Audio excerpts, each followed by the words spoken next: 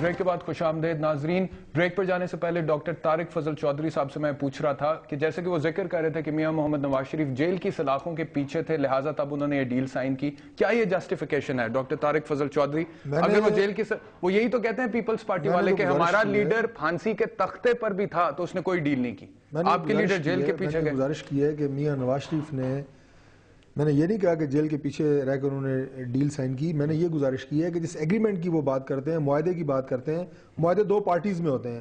میاں Nawaz Sharif was not a party, he was a prisoner. پہلی چیز یہ ہے. دوسری چیز یہ ہے کہ بیرسٹر صاحب، you can always compare oranges with oranges, apples with apples.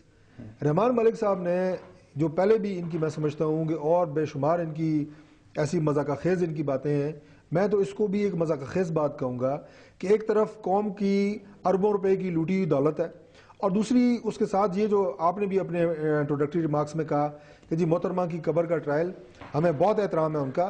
دیکھیں، میں اگر کسی کے بھی اربوں کروڑوں روپے کے پیسے کھا کے مر جاؤں اور وہ میرے جو لوائقین ہیں ان سے کلیم کریں اور وہ کہیں نہیں یار یہ تو یہ قبر کا ٹرائل ہے، یہ جو دیوانی مقدمات ہوتے ہیں، لین دین کے معاملات ہوتے ہیں، یہ اللہ تعالیٰ کی ذات بھی اس وقت تک معاف نہیں کرتی جب تک کہ وہ بندہ معاف نہ کرے کہ جس کے آپ دیندار ہیں. لیکن ابھی تک کوئی فیصلہ محترمہ کے خلاف کوئی فیصلہ تو نہیں آیا تھا، لہٰذا میں یہ تو نہیں کہنا چاہیے کہ انہوں نے پیسے کھائے تھے ناجائز طور پہ. میں نے خدا نخواستہ تب تک ہم یہ تو نہیں کہہ سکتے. میں نے یہ نہیں کہا کہ انہوں نے پیسے کھائے تھے، میں نے آپ کو لا کا حوالہ دیا ہے کہ لا یہ ہے کہ آپ اس کو قبر کا ٹرائل نہیں کہتے، آپ ان کو یہ کہتے ہیں کہ یہ چونکہ معاملات ابھی پینڈنگ ہیں لہٰذا ان کو کسی کروٹ بیٹھنا ہے. اور ہم نے کوئی کسی کو الزام تو نہیں لگایا کہ فلاں کھا گیا فلاں نہیں کھا گیا.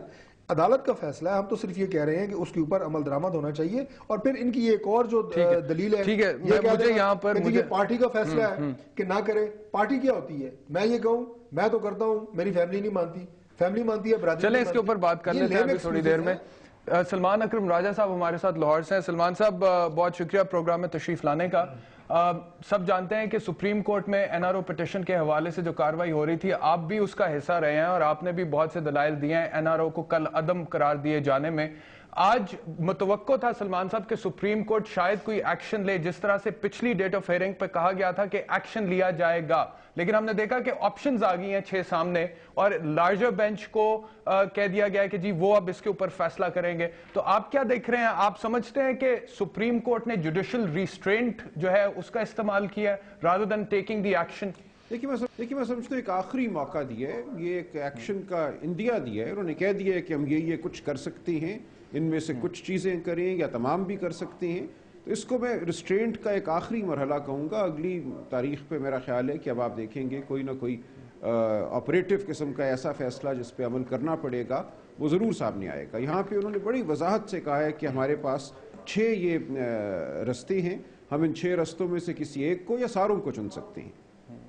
رائٹ. اچھا سلمان صاحب، کیونکہ آپ نے خود بھی اس پٹیشن کے حوالے سے کاروائی میں اپنے دلائل پیش کیے تھے، یہ جو 6 رستے سپریم کورٹ نے آج سامنے رکھے ہیں، آپ سمجھتے ہیں کہ ان میں سے کون سا رستہ آپ سمجھتے ہیں کہ سب سے زیادہ آپ سمجھتے ہیں کہ پاسبل ہے اڈاپٹ کیا جا سکتا ہے بائی دا سپریم کورٹ اگر حکومت امپلیمنٹیشن نہیں کرتی ہے اس فیصلے پر؟ دیکھیے ظاہر ہے جی، جو سب سے واضح ترین بات ہوگی وہ تو یہی ہے کہ یہ کنٹیمپٹ ہوگی. نافرمانی اگر ایک فیصلے کی ہوتی ہے تو اس کا منطقی جو رد عمل ہونا چاہیے وہ تو یہی ہے کہ کنٹیمپٹ لاگو کی جائے. تو وہ تو سب سے منطقی ایک ہوگا. لیکن یہاں پہ نظر یہ آ رہا ہے کہ کنٹیمپٹ پہ ہی سپریم کورٹ نہیں بات کو ختم کرنا چاہتی. وہ چاہتے ہیں کہ اس فیصلے پہ بہرحال عمل ہو، اور ایک اشارہ انہوں نے کمیشن کا دے دیا ہے. اس سے غالباً یہ سپریم کورٹ کے ذہن میں ہے کہ جو خط سوئس حکام کو لکھا جانا مقصود ہے وہ اگر حکومت نہیں لکھتی تو سپریم کورٹ ایک کمیشن قائم کرے اور اس کمیشن کو حکم دے کہ وہ خط سوئس حکام کو لکھے. لہٰذا یہاں پہ بہت ہمیں نظر آتا ہے کہ سپریم کورٹ نے فیصلہ کر لیا ہے کہ اس فیصلے پر بہرحال عمل درآمد ہمیں کرانا ہے، غالباً اس لیے کہ تمام عدالتی نظام کا جو وقار ہے وہ اس سے منسوب ہے.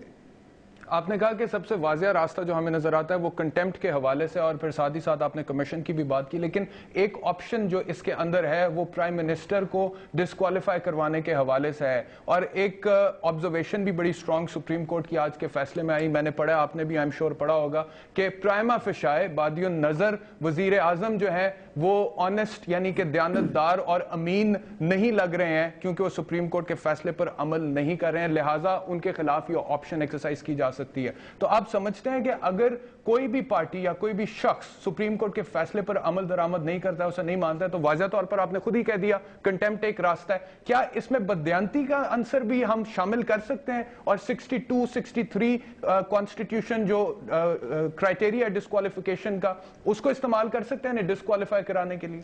देखिए, उन्होंने वजाहत की है कि वज़ीर आज़म कोई आम साइल नहीं है अदालत के सामने। आम साइल जब अदालत के सामने आता है और अगर अदालत के फैसले पे वो अमल नहीं करता तो वो ज़ाहिर है सिर्फ कंटेम्प्ट का मुर्तकिब होता है। लेकिन वज़ीर आज़म ने एक ओथ भी लिया हुआ है। उन्होंने ये तमाम जो बात की है आर्टिकल 62, 63 के हवाले से, वो वज़ीर आज़म के हल्फ के हवाले से की है कि उसने हल्फ लिया है कि मैं आईने पाकिस्तान को सरबुलंद करूँगा, उस पर अमल करूँगा, उसकी हिफाजत करूँगा। लिहाजा एक वज़ीर आज़म का अदालत उज़्मा के हुक्म को ना मानना और आपके या मेरे उस हुक्म को ना मानने में बहुत फ़र्क है। सो इस तनाजुर में उन्होंने बात की है कि अगर एक वज़ीर आज़म अपनी सियासी मसलहत को, अपनी पार्टी की मसलहत को फ़ौक़ियत देता है सुप्रीम कोर्ट के फ़ैसले पर, तो फिर उस वज़ीर आज़म के बारे में ये कहा जा सकता है। उन्होंने ये नहीं कहा कि हम ये आज कह रहे हैं, उन्होंने ये कहा है कि ऐसे वज़ीर आज़म के बारे में ये कहा जा सकता है कि वो अपने हलफ की पासदारी करने वाला नहीं है, लिहाजा वो सादिक या अमीन नहीं है।